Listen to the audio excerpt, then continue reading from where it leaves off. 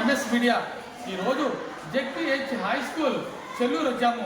ఇక్కడ హెచ్ఎం గారితో 2 విషయాలు మాట్లాడతాం. నమస్తే మేడం, చెప్పండి మేడం, మీ స్కూల్ గురించి, ఇన్ఫ్రాస్ట్రక్చర్ గురించి ఇంట్రడక్షన్ చెప్పగలుగుతారా? నమస్తే అండి, నా పేరు జి రాజ్యలక్ష్మి.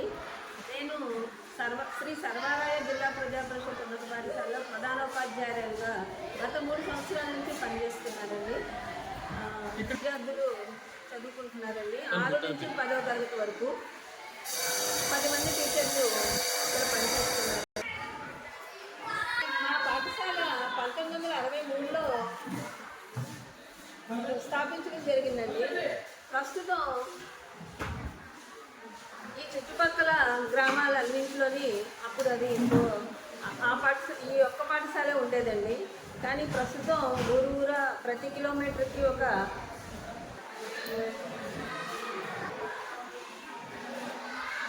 విద్యార్థులకు సరిపడా అన్ని తరగతి గదులు, సైన్స్ ల్యాబు, కంప్యూటర్ ల్యాబు అన్నీ ఉన్నాయండి.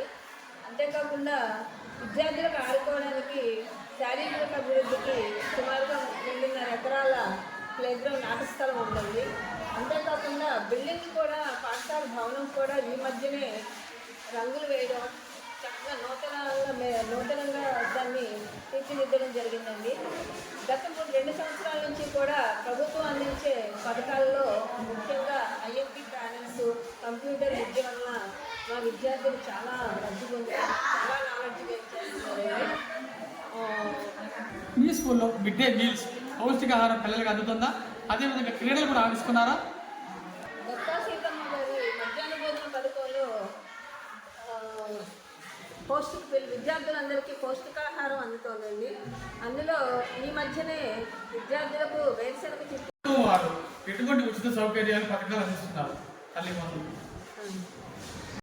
విద్యార్థులకు అకౌంట్లో జమ చేయడం జరిగింది. దానివల్ల వారికి ఒక భరోసాగా వారు భావిస్తున్నారండి. విద్యార్థి తల్లిదండ్రులు